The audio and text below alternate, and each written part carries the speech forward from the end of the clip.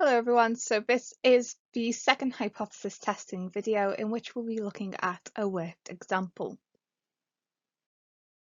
So the question we're going to look at is as follows.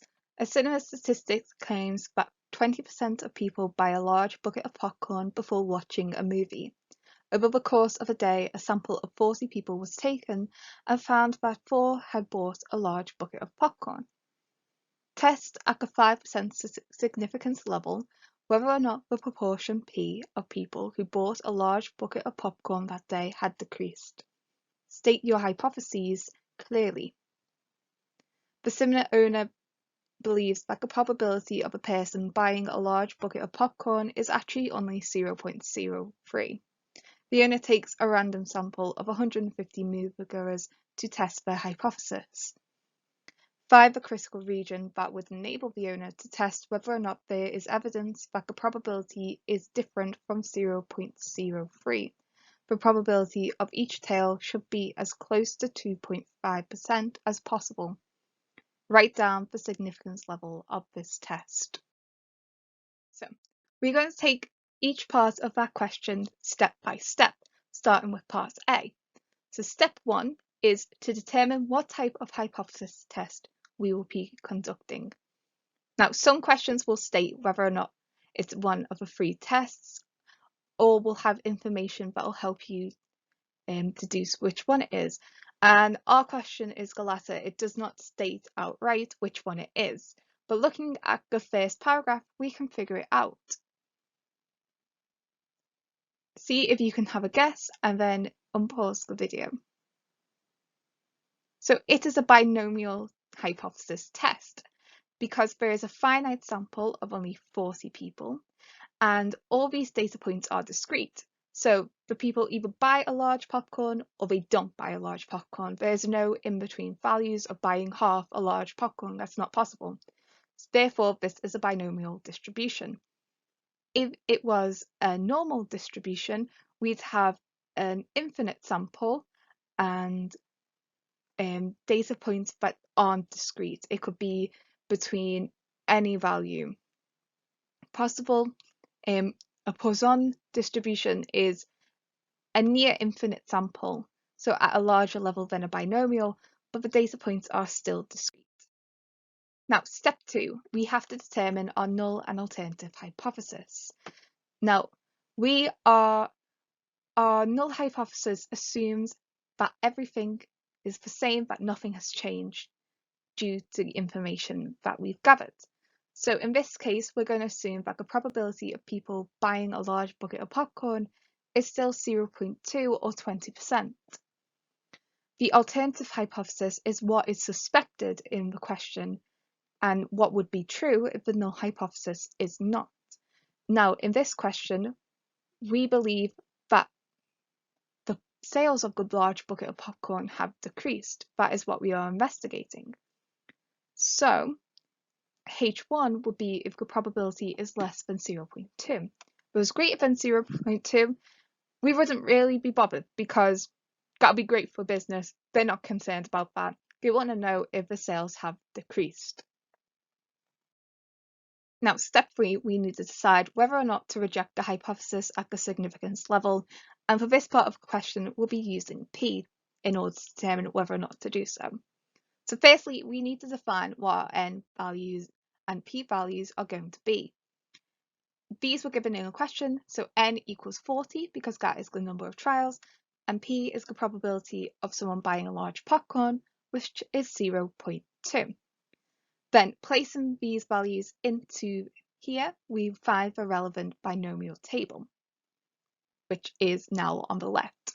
Using the actual number of instances that someone bought a large popcorn in our study, which was 4, we look at the cumulative probability of this occurring. And as we can see, that is 0.0759. I should let you know that this table has the cumulative frequency is in a central column. The others is just the frequency per occurrence. And the third column is 1 minus that frequency of a specific amount occurring, so not cumulative. So here we have a value of p, x is less than or equal to 4 is 0.0759. Now we're going to compare this to the significance level, and I would suggest that you always write this out at the start of the question in decimal so that you don't accidentally get confused. As we can see from this, 0.05, our significance level, is less than 0.07. So now we need to choose to reject or accept the null hypothesis. Here we are going to accept the null hypothesis as the probability of someone of there only being 4 sales of a large bucket of popcorn is greater than the significance level. And finally, our last step, we need to make conclusions and interpret them in relation to the context of the question. So basically, this is just including what the question was actually about and what we used to consider as red herrings when we were earlier doing maths. So here we accept the null hypothesis as there is no evidence to suggest that the proportion of people buying a large bucket of popcorn had decreased during that day. And that is our final answer and part A. So now we are going to look at part B, in which we need to find the critical region that would enable the owner to test whether or not there is evidence that the probability is different from 0.03. The probability of each tail should be as close to 2.5% as possible. So this is still binomial distribution. It has not changed since step 1. Our values for n and p have changed, however. In this question, the random sample being used is of 150 moviegoers, and the probability is at the cinema owner's belief level of only 0.03% buying a large bucket of popcorn. Now, this time, instead of looking at p, we are going to be finding critical values, and I'll be taking you through that step by step. Like with part A, we do need to find the relevant table and substitute in our values. So now that we have our relevant table, on the graph we need to find the closest numbers for both 0.025 and 0.975.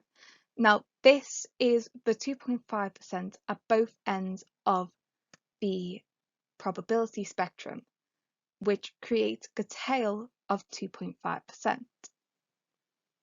So looking at our table, we can see that the probability of y being greater than 1 is 0.0585, which is greater than our region that we are looking for, which is 0.025. And the probability of y being less than 1 is actually 0.0104, which is less than 0.025. So we know that between those two numbers is the critical region, but because our data is discrete, we'll be going with the one that does not exceed that critical cutoff point of 0.025. Now, for 0.975, we're actually looking at the opposite. We want to see something that is greater than that number in order to be in the higher cutoff region. So with py is less than or equal to 8, we see that the cumulative probability is 0.962, which is less than our critical cutoff point, and the probability of y is less than or equal to 9 is 0.9845, which is greater than our cutoff point. Therefore, we can say that the critical region is y is less than 1 and y is greater than or equal to 9. Now, for the final part of this question C, we need to write down the significance level of this test. What this is asking for with the critical regions and the cumulative probability values from question B, we want to find the true significance level needed to fall into one of the outlying categories. So using our answer from B, we can work out So the critical region is y is less than 1 and y is greater than or equal to 9. So the probability of y is less than 1 is 0.0104, and the probability of y is greater than or equal to 9 is 1 minus 0.9845, which is 0.0155. Now we add these together and that gives us our answer of 0.0259. And that is our question finished. Well done. So I do hope that this was helpful and you feel a bit more confidence with hypothesis testing now. And I wish you all the best of luck with your maths A-level.